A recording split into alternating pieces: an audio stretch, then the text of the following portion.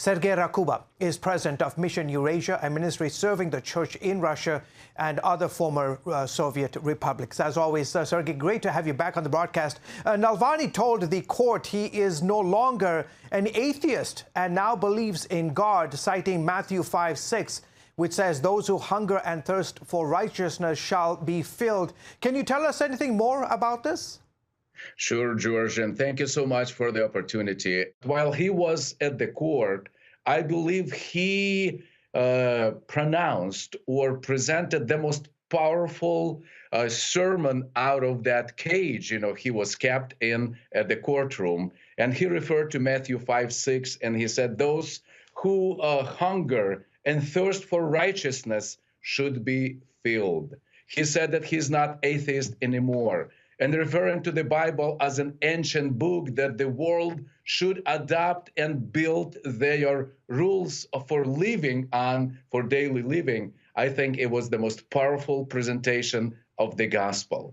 We started digging. We did not know that Navalny was not an atheist anymore. And when we started digging more, we now see that he, in the process, when he had to go through all the challenges, fighting for his life, he said that he found God.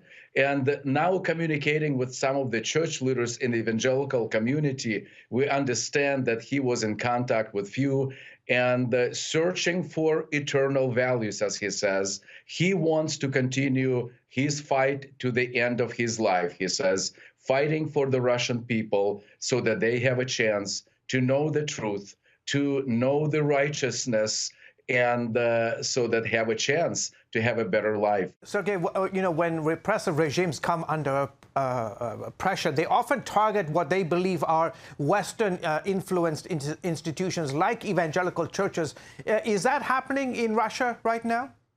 Yes, that's unfortunately what's happening. Yes, the Kremlin regime, they're looking for so the reason why the young generation is opposing their authoritarian style of leadership. If anything that is challenged, they're looking for the reason, and they believe that all to blame is Western influence, especially American influence. And so evangelicals fall under that category because the Russian Orthodox Church presents the evangelical movement as a foreign entity in the religious fields in anciently known as Orthodox country of Russia. Yeah. How can we pray? Final question. How can we pray for the church in Russia today? George, thank you so much. It's a great opportunity now and the need is enormous, to continue praying for the leaders of the evangelical church, of the evangelical movement, like many of them under lots of pressures now, especially when that Yarovaya law that regulates the issues of the religious freedom, is getting more implemented. We're monitoring the situation and getting information when, as I speak to you as of yesterday, the decision was made in a nearby city of Tula, near to Moscow, city of Tula, for evangelical churches. The decision was made to get confiscated and bulldoze their buildings. And it happens across Russia today. Jehovah's Witnesses, they were put out of law under that regulation of Yarovaya, and many end up in prisons today.